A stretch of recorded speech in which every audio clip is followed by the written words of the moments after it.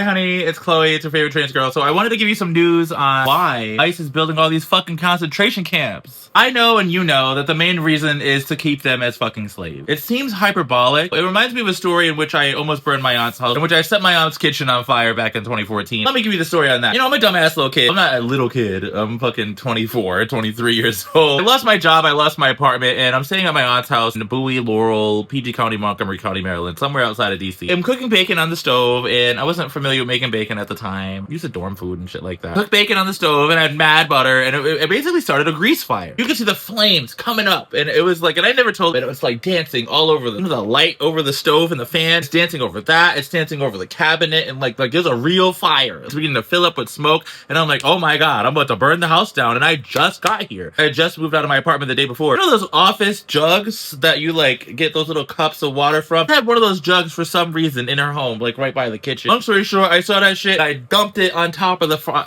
frying pan. Thank God that was enough water. Like it didn't like, because normally you're not supposed to put water in a grease fire. This was like baking soda or some shit. I put water on it, but it was enough water. I doused the shit and it went out and didn't like actually catch. After that, my aunt the next day sent me a plane ticket to Baltimore. Gave me a plane ticket from BWI to Providence Airport. Get me the fuck out of there. Okay. I was like, oh, you're gonna pay for me a flight so quickly? Flights are expensive. Getting me the fuck out of there was cheaper in the long run than dealing with the next grease fire. That saved her a lot of time and money. When Donald Trump and the Republicans were initially talking about get him out. If you don't like this country, you can leave. And if you do like this country, they wouldn't believe in a path to citizenship. Because let's be clear, we don't need ICE. Theoretically, we could naturalize and provide citizenship to all the people here. It does not have to be deportation. But we're not even in the space of deportation. It is detention. It's cheaper to get to the point, to get these motherfuckers out of here. And they are doing that to some degree. But too many people are getting detained. It just costs so much money. Like, they're spending billions and billions, like billions. That's like $100 million. $1 million